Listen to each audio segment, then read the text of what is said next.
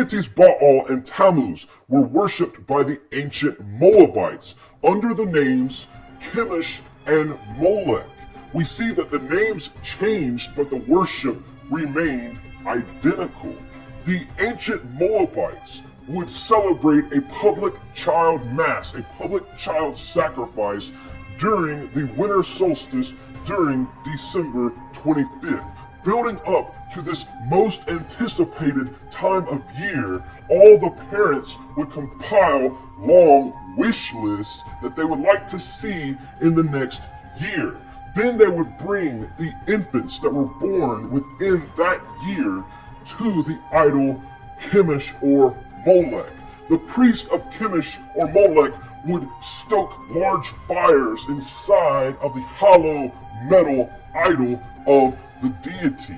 The parent would bring their child screaming to the lap of this deity and lay their child in the lap of Molech, who wore the Phrygian cap that we see that Santa Claus wears to this day, the same cap that Mithra wore, and they would lay their screaming child in the arm of this deity while they begin to profess their long list of desires for the year. Now today we don't see that people are sacrificing their children to Molech, but we do see that they bring their screaming infants, their screaming children, and lay them into the lap of a complete stranger dressed up like a mighty one who they call Santa Claus, and this child is usually screaming their guts out because they're so afraid of this man, and they probably sense the darkness and the demonic forces that are at work. Children, infants, hate Santa Claus, and the proof is in the pictures. Now, of course, after a few years, the child will begin to love Santa Claus and look at Santa Claus as an all-supreme, all-wise, all-knowing, giving deity of prosperity, just as the ancient Moabites looked at Molech and Chemosh. He knows when you are sleeping, and he knows when you are awake.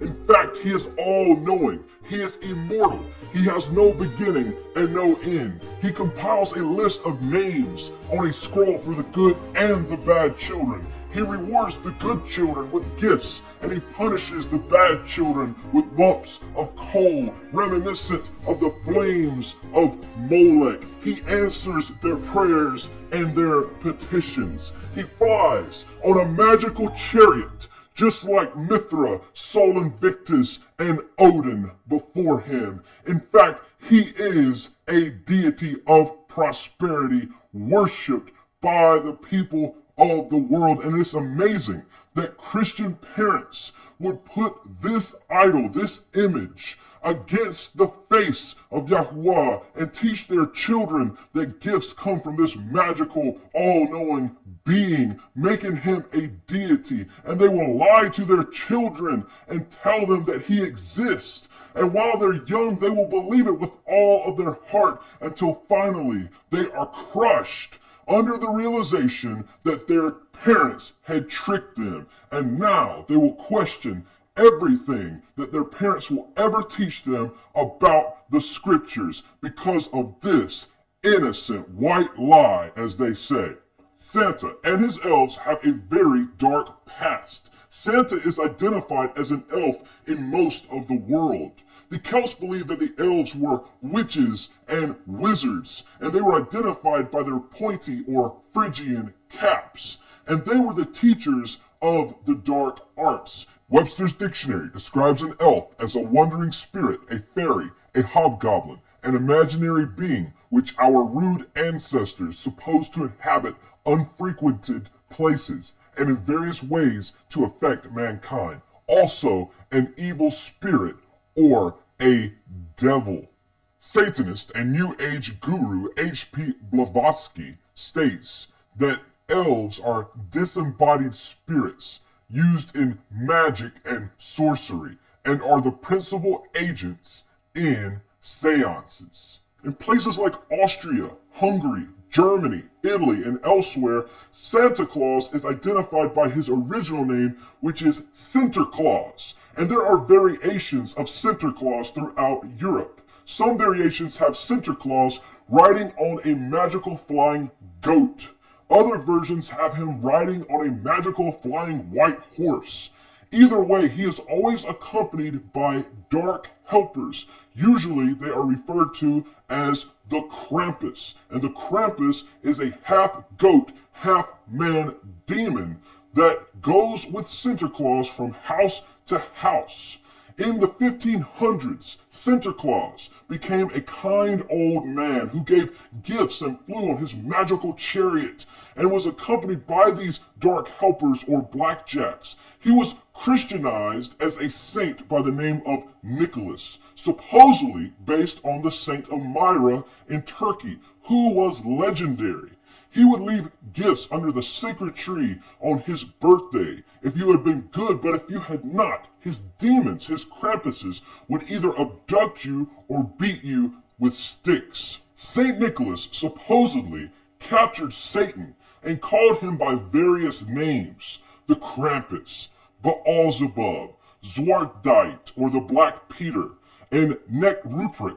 And these were just some of the names. In some of the cultures, Santa Claus was dropped altogether, and the only remaining figure was the Krampus, which was kept and known as Weihnachtsmann, which means Santa Claus in the Germanic languages.